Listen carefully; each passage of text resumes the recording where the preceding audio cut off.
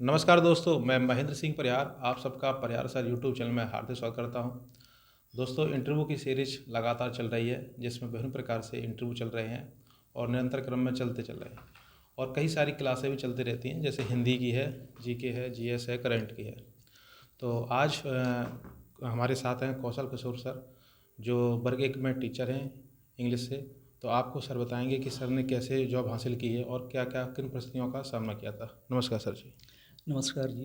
वंदे मातरम सभी लोगों को। सर ये आप बताइए कि सर आपका जो 10th था वो किस वर्ष किया था और कितनी परसेंटेज थी। 10th मैंने किया था शायद 2002 में। और परसेंट तो बहुत कम थी क्योंकि उस समय उतनी अच्छी ट्यूशन्स वगैरह नहीं थी। थर्ड डिवीज़न 42% शायद मेरी बनी थी उस समय। अच्छा अच्छा। अच्छा सर, 12th में कितनी परसेंटेज थी। ट्वेल्थ मैंने 2000 शायद 4 में हुआ है मेरा। और ट्वेल्थ का परसेंट तो काफ़ी अच्छा है, करीब 72% मेरे मार्क्स हैं एग्रीकल्चर से। अच्छा सर, मतलब उसमें 10th में 42 और इसमें 70 72 के आसपास। 72, मतलब काफ़ी अंतर आ गया था। जी। तो सर उसके बाद फिर आपने जैसे 12th कर लिया और मतलब 10th में जैसे परसेंटेज कम है और 12th में इतनी ज़्यादा है, इसका कोई प्रभाव मतलब क्या क्या था ये, मतलब या तो। नहीं, कुछ नहीं, बस भिंड में रह के पढ़ाई कर रहे थे 10th की। और उस समय अकेले रहते थे तो खुद का खाना बनाना, अपने को रूम के काम, फिर पढ़ाई करना। और इतना माइंड भी डेवलप नहीं हो पाता जब कोई गांव से बच्चा आता है पहली बार सिटी में, तो एडजस्ट होने में ही उसे टाइम लग जाता है। तो उस समय ध्यान नहीं दे पाए पढ़ाई पर ज़्यादा। फिर हमने उसके बाद जो 12th किया वो गांव चले गए वापस। और गांव में रह के हमने पढ़ाई की भूप में चंद्रशेखर स्कूल में। तो विदाउट ट्यूशन कोई ट्यूशन्स वगैरह नहीं लगाई थी। तो एग्रीकल्चर था तो पिताजी भी किसान हैं। जी। तो वो सारी चीज़ें अपन देखते थे, तो अपन को जो चीज़ वहाँ देखते थे वही सारी चीज़ें अपन ने एग्ज़ाम में फॉलो की थी। तो उस वजह से काफ़ी अच्छे मार्क्स आए थे। जी सर। सर आपने जैसे, ये तो मैं देखता रहता हूँ कि जिनकी परसेंटेज कम होती हैं तो वो काफ़ी अच्छे मुकाम पे हासिल हो जाते हैं, मतलब शुरुआत में जैसे स्कूल लेवल ख़राब रहा हो तो आगे फिर वो उनका बाद का अच्छा हो जाता हो। कई लोग ऐसे भी होते हैं कि स्कूल काफ़ी है, 90 परसेंटेज तक है, लेकिन बाद की स्थिति काफ़ी ख़राब है। तो ये तो डिपेंड रहता है अपने ऊपर ही। ये सब चीज़ें ना बच्चों के मोटिवेशन के ऊपर डिपेंड करती है। यदि बच्चा मोटिवेट नहीं हो रहा हर समय, तो जैसा कि हम लोग चाइल्ड पेडागोजी में भी पढ़ते हैं कि यदि बच्चे को मोटिवेट होना तो बहुत ज़रूरी है। जहाँ पर उसका मोटिवेशन बंद हो जाएगा उसकी प्रोग्रेस रुक जाती है। जी। वो अपने आप को सुपीरियर जब समझने लगेगा तो फिर वहाँ पर उसकी प्रोग्रेस फिनिश हो जाएगी, यानी वो आगे नहीं बढ़ पाएगा फिर जी वहाँ सर। से। तो वो सब चीज़ें तो अपने अंदर नहीं आई क्योंकि पिताजी किसान थे। ऐसी मिडिल क्लास फैमिली या उससे हम बिलो ही बोलेंगे, पुअर जी फैमिली ही बोलेंगे अपनी। जी। जी और काफ़ी परेशानियाँ जीवन में आई तो उनको देखते हुए भी लाइफ ने कई सारी चीज़ें हमें सिखाई। तो मेहनत करते गए और आज जॉब मिल गया। जी सर। तो सर 12th के बाद फिर आपने क्या किया था। ट्वेल्थ के बाद मैंने ग्रेजुएशन शुरू की थी एमजीएस कॉलेज से। फर्स्ट ईयर या सेकंड ईयर मैंने कर लिया था, लेकिन वो ग्रेजुएशन मैंने छोड़ दी थी, गांव से ही रह के कर रही थी। तो हुआ क्या था कि एक्चुअली फाइनेंशियल प्रॉब्लम थी तो पढ़ाई बंद कर दी कॉलेज की। और घर पे ही रह के खेती के काम, ट्यूबवेल चलाना, है ना। और काफ़ी कुछ समय तक मैंने फ़ोटो स्टूडियो भी चलाया गाँव में ही, अच्छा अच्छा। कई सालों तक चलाया। तो वहाँ पर भी एक पार्ट टाइम बिजनेस के रूप में उसे करते रहे धीरे धीरे। बट हमारी जो पढ़ाई फिर ग्रेजुएशन की स्टार्ट हुई 2004 से, 2008 में स्टार्ट हुई। यानी कि करीब 4 से या 5 साल का गैप रहा मेरी पढ़ाई में बीच में। अच्छा सर। तो सर उस टाइम परिस्थितियाँ ज़्यादा ख़राब होंगी, तो मतलब ऐसा कोई बताने वाला था कि ये पढ़ाई करें ये करें, या फिर स्वयं ही मतलब जहाँ जो दिखता जा रहा है वही करते जा रहे थे। नहीं, कोई बताने वाला होता तो फिर 4 साल हम बैठते ही क्यों, जी है ना। 2008 में एक्चुअली जब इन 4 सालों में मेरे जीवन में काफ़ी परिवर्तन आया। जी। जो अब हमने पढ़ाई नहीं की, मैं दिल्ली गया काम की तलाश में, बॉम्बे भी गया, सूरत गया, गुजरात में गया। अरे। काफ़ी काम किए, अब ऐसे ऐसे काम किए, कैंटीन में काम किया मैंने। और घरों की जो पुताई वगैरह होती है उसका काम भी मैंने किया, स्टूडियो भी चलाया, दिल्ली में भी गए घूमे। लेकिन जॉब कहीं नहीं मिला। जॉब इसलिए नहीं मिला क्योंकि एक तो अपन को इंग्लिश चाहिए, कंप्यूटर नॉलेज चाहिए, तीसरा ग्रेजुएशन चाहिए, तब जाके कोई कंपनी आपको हायर करेगी। हम्म। तब भी आपको 2-4-6 हज़ार रुपए की जॉब तब देते थे। 2004 के बाद ऐसा ही जॉब मिलता था बड़ी बड़ी सिटी में। मतलब 5,000 रुपये का जॉब आपको मिल गया तो ये मान लो कि आपको बहुत बड़ी जॉब मिल गई हम्म। किसी भी प्राइवेट कंपनी में। तो वो सारी चीज़ें जो हमने 4 साल स्पेंड किए, ट्यूबवेल चलाए, दो दो ट्यूबवेल चलाए अपने घर पे, खेती का भी काम किया, कई सारे शहरों में भी रहे। लेकिन बिना पढ़ाई कहेंगे कि लाइफ में कुछ नहीं है। यदि आपके पास नॉलेज है, स्टडी आपने बहुत अच्छी की है, तो आप घर बैठे भी काफ़ी पैसे कमा सकते हो, आप अपना बिजनेस तैयार कर सकते हैं। जी सर। तो सर फिर ग्रेजुएशन जैसे एमजीएस से बंद भी कर दी थी, फिर ये दोबारा चालू हुई, ये पूरा क्या प्रोसेस थी? बंद तो मैंने शायद सेकेंड ईयर में छोड़ दिया था, सेकेंड ईयर का पेपर ही नहीं दिया था। हुआ क्या था, 2008 में जब मैं हर जगह घूम फिर के आ गया, कहीं कोई जॉब नहीं मिला। मिल रहा था तो 1500 2000 रुपये, उस समय 70 रुपये 60 रुपये पर डे मिलता था। किसी भी शहर में चले जाओ, लेबर का काम कर रहे हैं तो आपको 70 रुपये मिल रहे हैं। थोड़ा सा एक्सपर्ट हो गए तो 100 सवा 100 रुपये मिलने लगेंगे पर डे।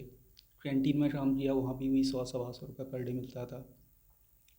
जब हम लौट के आए तो हमने सोचा कि घर पे नहीं गए थे, सीधा भिंड में ही आके रुक गए थे, अहमदाबाद से सीधे आए थे।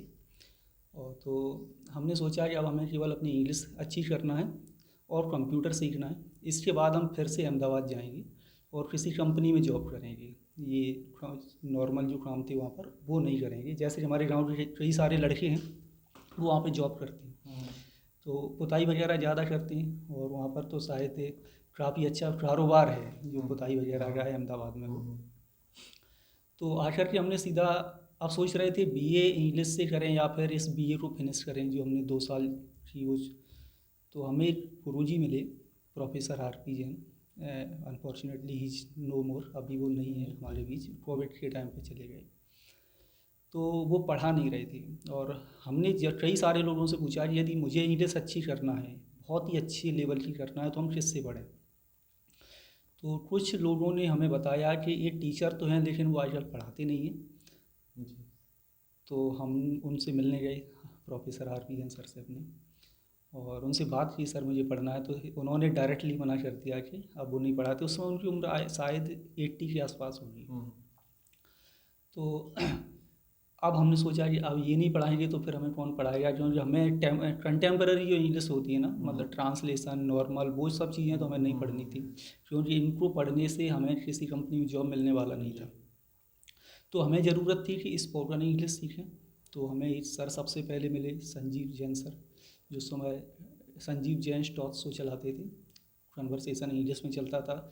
तो वहाँ पर जो हेजिटेशन था वो पहले फिनिश हुआ मेरा। उसके बाद हमें उसी दौरान आर पी एन सर का नाम पता चला। तो आर पी एन सर के भी जो गुरुजी थे उन्होंने मुझे भिंड में पढ़ाया था क्लास 9th में हिंदी। अच्छा। हाँ, तो हम उन सर के पास गए, द्विवेदी सर थे, उनके पास गए। वो हमारे साथ आए, फिर आर पी एन सर के घर पे आए, उनको हम लेकर के मिन्नतें की काफ़ी। तब professor R P N sir ने ये कहा कि ठीक है, हम आपको हफ्ते में 3 दिन पढ़ाएंगे, फीस पहले लगेगी। मतलब वहाँ तो टाइम पूछने जाओगे ना तो टाइम भी वो तब बताएंगे जब पहले फीस, क्योंकि उनका मानना था फीस एक मैटर नहीं करता, क्योंकि बच्चा तभी पढ़ेगा जब उसे लगेगा कि हमने फीस दी है, हम डेली जाएँ। अब बच्चा कहता है डेमो दे दो, 3 दिन डेमो लेगा, चौथे दिन 3 दिन तक उसे समझ में नहीं आएगा। मुझे तो कई महीनों तक समझ में नहीं आया वो क्या पढ़ा रहे हैं, क्योंकि इंटरनेशनल लेवल की इंग्लिश, कभी उन्होंने ट्रांसलेशन नहीं पढ़ाई। इसके साथ साथ कैम्ब्रिज ऑक्सफोर्ड मैकमिलन पब्लिकेशन की किताबों से पढ़ाते थे वो। तो वहाँ से उन्होंने मुझे सेल्फ स्टडी करना सिखाया और उनके सानिध्य में मैं लगभग 10 साल के आसपास, 8-10 साल तक मैं रहा। हाँ, मतलब अभी 8-10 से ज़्यादा ही सालें हो गई। जी। उन्होंने मतलब इतना मुझे करा दिया फिर कि जब मैं बीए पढ़ कर रहा था इंग्लिश से तो बीए वालों को पढ़ाता था। एमए वाले भी मैंने पढ़ाए जब बीए कर रहा था तब। एमए में हमने एमए वालों को भी पढ़ाया। उसके बाद अभी ये जो वैकेंसी आई थी ग्रेड 1 की उच्च माध्यमिक शिक्षक की एमपी में, उनमें मैंने काफ़ी बच्चे पढ़ाए। बरगेट में लगभग मैंने 8 या 10 बच्चे पढ़ाए थे, उनमें से करीब 80-90% स्टूडेंट सिलेक्टेड हैं बरगेट में मेरे पढ़ाए हुए। और मैंने भी थोड़ा सा मार्गदर्शन लिया, मंजुला मैडम है उनसे, और वहाँ उन्होंने भी काफ़ी हेल्प की। तो ये सब चीज़ें चली। अच्छा सर, आर पी जन का नाम जो भी व्यक्ति भिंड में पढ़ा हो वो ज़रूर जानता होगा इंग्लिश के क्षेत्र में, और उनसे शायद पढ़ा ही होगा, ऐसा तो हो ही नहीं सकता है क्योंकि ये चर्चित नाम है और काफ़ी लोग पढ़े हुए हैं। अच्छा सर, ये आपने जैसे ये आपके दिमाग में ये चल रहा था कि इंग्लिश अच्छी कर लेंगे, कंप्यूटर अच्छा कर लेंगे और उसके बाद फिर बाहर जाएंगे जॉब करेंगे कंपनी में कहीं जाके, फिर ये गवर्नमेंट वाला मतलब कैसे समझ में आया कि आप उनको गवर्नमेंट करना है? नहीं, जब professor R P N sir के साथ में हम आए, उनसे पढ़े, तो उन्होंने बस मुझसे बोला कि 1.5-2 महीने तक तो समझ में नहीं आया था उनसे कुछ भी क्या पढ़ा रहे हैं सर, क्योंकि इतनी अच्छी इंग्लिश तो थी नहीं, ट्रांसलेशन पढ़े थे केवल उस समय गाँव में रह के। तो एक समय आया जब उन्होंने उनकी जो चीज़ें पढ़ाई हुई था वो बार बार जब रिपीट होने लगी तो समझ में आने लगी सर क्या पढ़ा रहे हैं। धीरे धीरे उन्होंने जब उनको हमारी फाइनेंशियल प्रॉब्लम पता चली और डेडिकेशन उन्हें समझ में आया कि हाँ ये सीखना चाहता है, तो उन्होंने मुझसे कहा कि तुम कहीं मत जाओ, तुम बस इंग्लिश पढ़ो, तुम कुछ नहीं बनोगे तो कम से कम एक इंग्लिश के अच्छे टीचर तो हम तुम्हें बना ही देंगे। बस वो शब्द मुझे आज भी याद है। हमने कहा अब तो हमें इंग्लिश का टीचर ही बनना है, अब हमें कहीं नहीं जाना, इसके लिए हमें कुछ भी करना पड़े। मैंने 18-18, 20-20 घंटे पढ़ाई की, जब मतलब कुछ करते ही नहीं थे तब, मतलब किसी को नहीं पढ़ाना है, केवल खुद पढ़ना है। उस समय हमने 18-18, 20-20 घंटे पढ़ाई की। सर बताते गए, हम पढ़ते गए, जो किताबें उन्होंने बोली हम परचेज करते गए। और इस तरह से उन्होंने जो शब्द थे कि ये टीचर बनना है, तो फिर हमारे दिमाग में आ गया तो जब टीचर ही सर हमें बनाएंगे तो थोड़ा सा प्राइवेट स्कूल में पढ़ाने लगते हैं फिर। जी। तो वहाँ से हमने प्राइवेट स्कूलिंग शुरू की, फिर 2005 में ही शुरू कर दी थी एक्चुअली। तो कहीं आना जाना ऐसे चलता रहता था। किसी सिटी से आ गए तो फिर पढ़ाने लगे, गांव में आके बच्चों को पढ़ाने लगे, फिर चले गए, छोड़ दिया, ये सब चलता रहा। फिर हम स्टेबिलिटी लाए कि हमने सोचा अब टीचर ही बन लेते हैं प्राइवेट, बाहर जाके कमाएंगे, कितना बचेगा, उससे अच्छा तो अपने भिंड में रह के थोड़े बहुत बच्चों को ट्यूशन पढ़ाते रहेंगे। तो फिर हमने वहाँ से ट्यूशन और स्कूल शुरू किया अपना पढ़ाना, और सौभाग्य से कि काफ़ी बच्चे आए। लगभग मैंने एक ही साल में 500, 800, हज़ार बच्चे अकेले पढ़ाए। जी। और स्कूल भी काफ़ी अच्छे हैं, पढ़ाई काफ़ी स्ट्रेंथ वाले पढ़ाई, और हर जहाँ भी गए मतलब अपना ही प्रभाव छोड़ के आए वहाँ पर। अच्छा सर, आपने स्कूल में पढ़ाना कितने साल आपने पढ़ाया है, मतलब कब से स्टार्ट किया था? स्कूल पढ़ाना तो 2005 से शुरू कर दिया था। जब मैं इंटर पास किया था उसके बाद मैंने फूक में इंटर की क्लास लेना शुरू कर दी थी। लेकिन उस समय इतनी अच्छी इंग्लिश नहीं थी, लेकिन गांव के हिसाब से, कस्बे के हिसाब उस से हिसाब मतलब से काम अच्छी चला थी। लेते थे, समझ गया। तो वो सब चीज़ें हो जाती थी। फिर मतलब मन नहीं लगा, छोड़ दिया स्कूल, चले गए फिर बाहर कहीं, सोचा वहाँ अच्छी जॉब मिलेगी, फिर लौट आए, फिर चले गए। तो ये सब चलता रहा, स्टेबिलिटी नहीं मिली। फिर समझ में आया कि बाहर जॉब किसी कंपनी में या अच्छे जॉब कर, उस समय एक फैशन हुआ करता था कॉल सेंटर वाला। जी। कॉल सेंटर बहुत चला था उस जी, समय जी। कि मतलब कुछ कॉल सेंटर में जॉब करते हो मतलब तुम बहुत अच्छी बहुत जॉब अच्छा करते हो। होता है।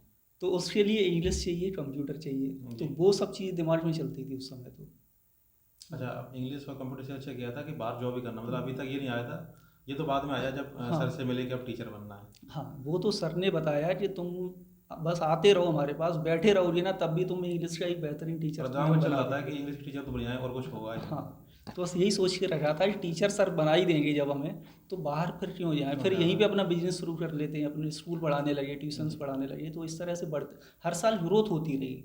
कभी ऐसा नहीं हुआ कि मतलब बच्चे कमाए हों किसी साल, मतलब इस साल हमारे पास 300 बच्चे आए तो नेक्स्ट ईयर अच्छा, 500 पढ़ाना आए, स्टार्ट किया तो बच्चे बढ़ते ही रहे, तो फिर हमेशा बढ़ते रहे। मन क्योंकि लगता रहा आपका। क्योंकि हमने बच्चों को दिया क्या, भिंड से डिफरेंट एजुकेशन। जी।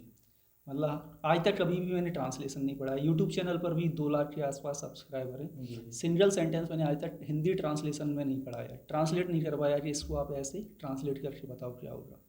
तो सबसे डिफरेंट एजुकेशन दी, जो सर ने हमें पढ़ाया वो हमने बच्चों को दिया, तो उन्हें भी लगा कि हाँ आज के समय में मतलब ज़रूरत है, इंटर के बाद कॉम्पिटिटिव एग्जाम्स की तैयारी करना है, या फिर ट्रांसलेशन कितना साथ देंगे, 2 साल 3 साल, उसके बाद तो आपको कॉम्पिटिटिव एग्जाम्स की तैयारी करना ही करना है।